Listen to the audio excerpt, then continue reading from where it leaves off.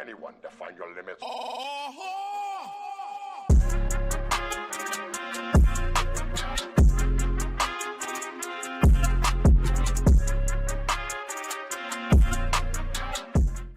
Good morning, good afternoon, good evening, whatever time that you are tuning in. Welcome back to Impact TCG, where we cover all things Disney, Lorcana. But before we get things rolling in this video, I really appreciate you guys if you can hit that like and that subscribe button. It's gonna be a really big deal for me to help this small channel grow, and you're not gonna want to miss out on any of this content. So, you know, it's a partnership. But without further ado, we know that Ravensburger has been still releasing cards so fast, like it's their job. Well, I guess it is their job, but Emerald has gotten so many new upgrades so far revealed in Rise of the Floodborn, which is the set to that is scheduled to be released on November 17th. So we only got a couple of more weeks really for that to come out. It's gonna be hard to get some product, but hopefully you guys can get a hold of some, because I'm definitely gonna have mine. I can't wait for you guys to see that box opening coming here to the channel soon.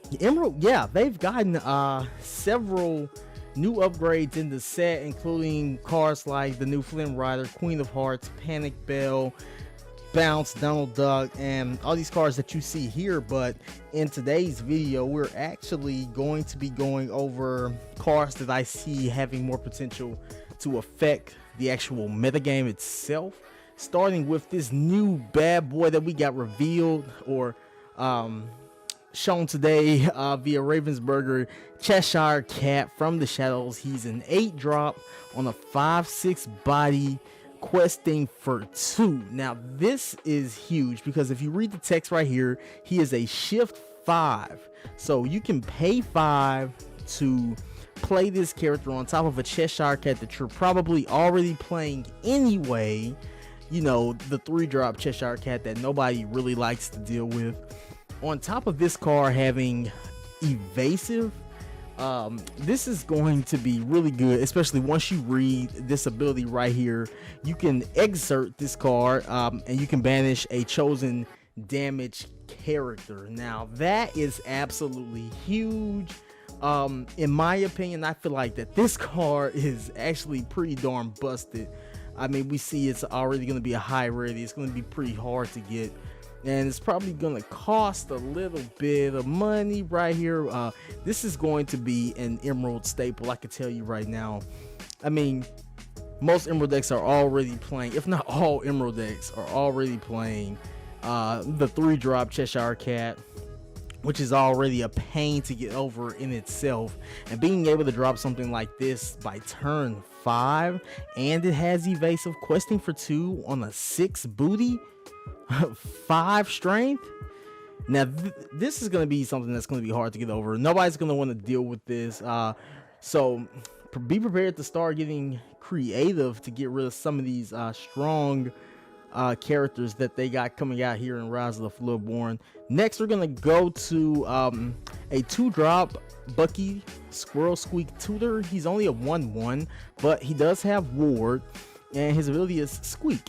Whenever you play a Floodborn character, each opponent chooses and discards a card. Now, as I go through the rest of these Emerald cards, you're going to notice a common theme that includes discarding cards and being able to capitalize off of that. It sounds weird, but you guys, if you haven't read some of these cards, you're going to see here, like Prince John Greediest of All.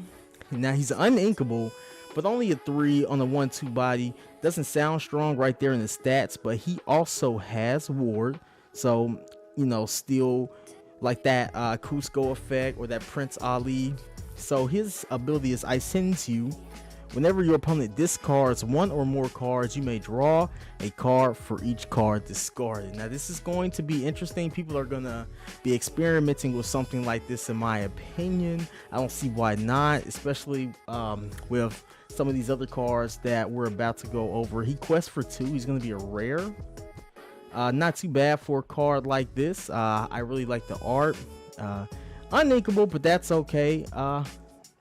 Next, we're gonna go to an actual inkable card right here. 4-drop Daisy Duck Secret Agent. Now, this is the first Daisy Duck that we've gotten in Lorcana so far. She's a 2/3, and her ability is whenever this card quests, each opponent chooses and discards a card. So another ability that includes discarding cards. Now, you're going to be able to pair this with a Prince John and be able to take advantage of your opponent discarding cards. So you play these cards together and you're actually plussing over your opponent. As your opponent discards cards, you're able to draw the same amount that they discard. So theoretically, that puts you ahead in the card advantage game.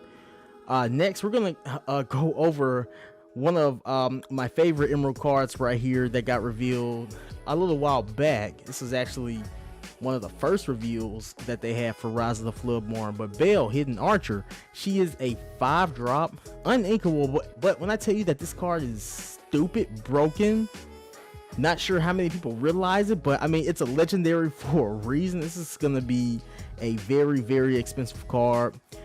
It's on a 3/3 body, but that's nothing. We don't care about that. She's a shift 3 target, so you can get this thing down as early as turn 3 if you're playing smaller bells. But whenever this character is challenged, the challenging characters player discards all cards in their hand. Now, that is absolutely stupid to me. Now, just think if you got this next to a Prince John. If you make your opponent discard, let's just say 3 to 4 cards because they want to get rid of this Belle because she keeps questing for 3. I mean, I'm not even sure if that's gonna be worth it, but I guess late game they don't really have much choice, or maybe even mid game when Emerald is just running away with the race, which is what they tend to do. They have big questers. Pairing this with the card like Prince John just to draw 3-4 cards, maybe even more depending on the situation. But this is going to be something very, very mean. People are not going to like it when this card hits the field, and hopefully I can get my hands on a few copies myself. Now, next we're going to go over one that I think is really, really cool. Beast Relentless. He's a 6-drop, inkable, of course, on the 4/5 body. His ability is Second Wind.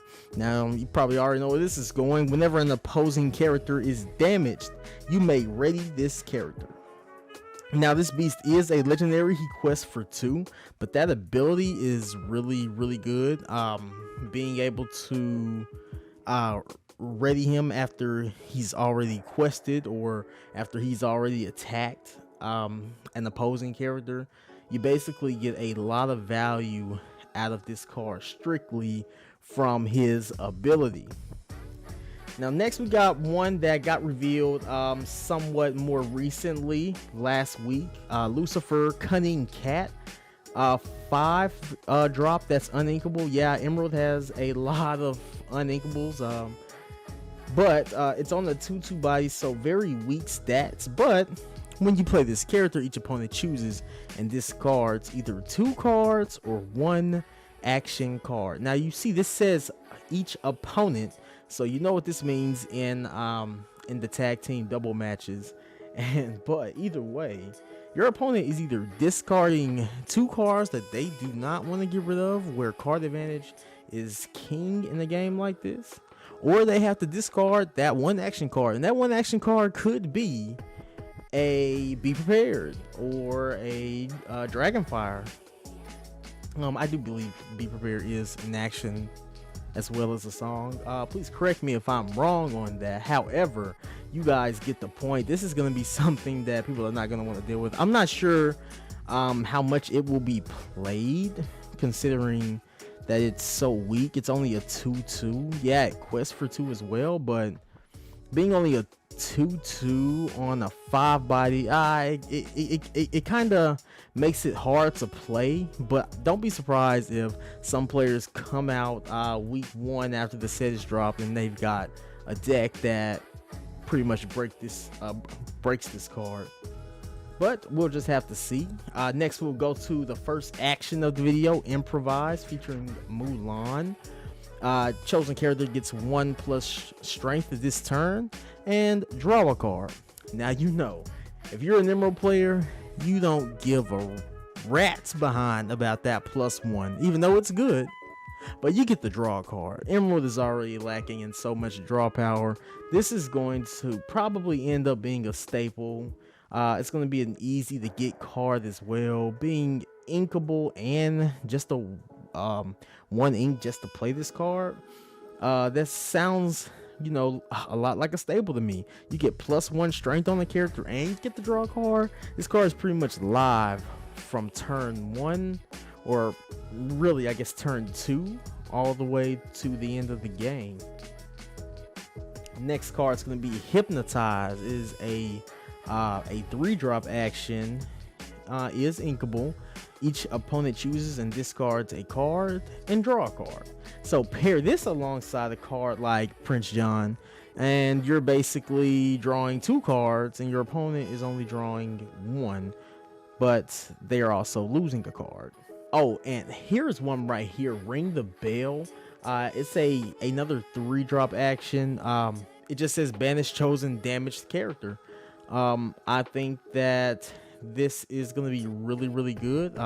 Emerald doesn't have a card like this yet that can pretty much just give them straight up removal. I mean, Genie, yeah, it bounces the card back to the hand, but that card always has the chance to come back to the field fully healed.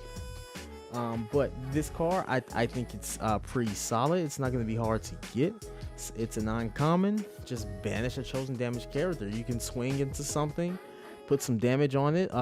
You can swing it to something really big, and this card can basically get rid of it for you as long as that character has at least 1 damage on them.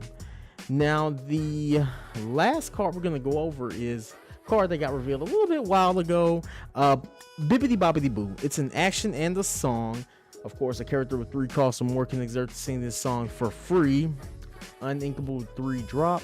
Return chosen character of yours to the hand to play another character with the same cost or less for free. So you're thinking late game. So let's just say you have a fairly large character on the field. They're a little damaged, probably about to die in the next turn or so. You can return that card, play another character with the same cost or less for free from your hand. So you're pretty much able to pay for high costing characters for just 3. Seems like this might be more effective late game rather than the early game. Not sure exactly how much this card is going to be played, but still a very interesting concept.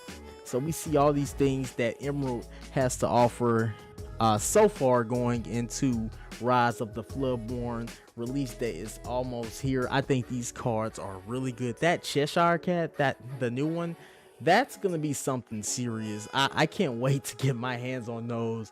I'm throwing those in whatever Emerald deck that I will be playing. I truly think that that is going to be a staple, but I will not keep you guys here any longer. Be sure to tune in to the next video here on Impact TCG, and don't forget, wherever you go, today, tomorrow, forever, be sure to make an impact.